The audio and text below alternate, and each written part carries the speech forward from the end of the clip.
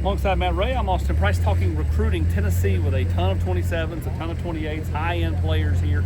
And then the real surprise visitor on this Saturday, Clemson commit edge Dre Quinn, who had himself a heck of a time. Yeah, I mean, I think he felt the full court press from this Tennessee staff from the moment he got here. Coach Chop right out to him, talking to him on the field out of the ball walk. Josh Heupel over talking to him. He spent a lot of time with Braden Rouse. I'm down here on the field. I heard Josh Heupel walk past Braden Rouse and say, "Hey, get that one done." And just kind of joked, and Dre had a big smile on his face. I think he really had a good time. I think Tennessee took a really good step. Now you got to get him back for an official visit because you still have that in your back pocket. And that's a big thing. I said, "Will you be back?" And he kind of was like, "Yeah, maybe we'll see." Normally when a Clemson kid takes a visit, Clemson doesn't like that too much. And so it'll be interesting to see how Dabo reacts to him coming on a visit to Tennessee. 27s and 28s, who caught your eye? Yeah, well, I mean, you got to start with Kennedy Brown, right? The #1 prospect in the Rivals industry rankings. He's a mountain. I think he had a good time. He did. He told me that he was that Tennessee's done a really good job of relationship building. That's why he wanted to take the visit, because that just kind of resonated with him. And it obviously everybody walked out of here talking about the atmosphere.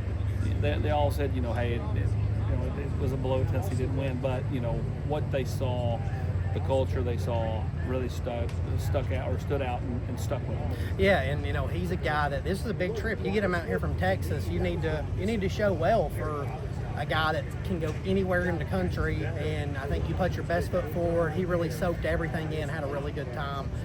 Now, if you're Tennessee, you've set the stage to get him back in the winter and work towards that official visit next summer. Staying in the state of Texas, Cooper Witten here, and that, to me that's big to get him back for a game. Obviously Tennessee, exited back in the summertime with a lot of momentum with him. But there are other schools like Clemson, Yep. that are coming hard after Cooper Witten. Getting him back, I think, was big.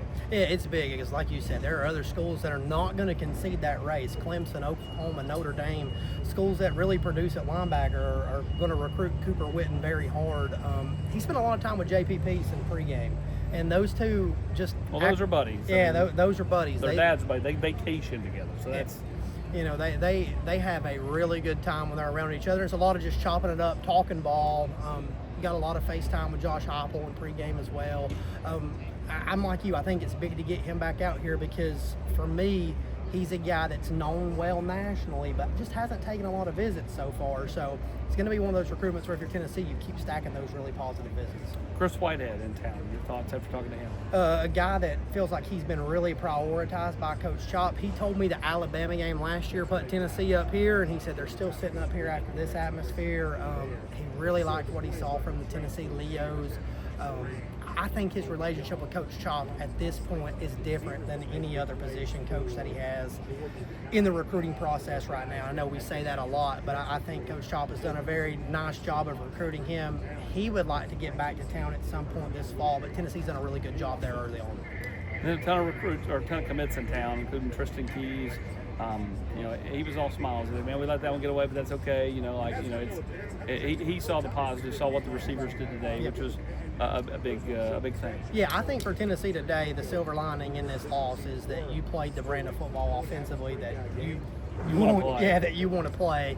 You had your guys here on the offensive side of the football, and you played really well. You had a lot of Leo recruits here, Rashad Street, Chris Whitehead, Justin Weeks. Those guys were really impressed with Josh Josephs, Caleb Herring. I think Tennessee really put their best foot forward from a recruiting standpoint today.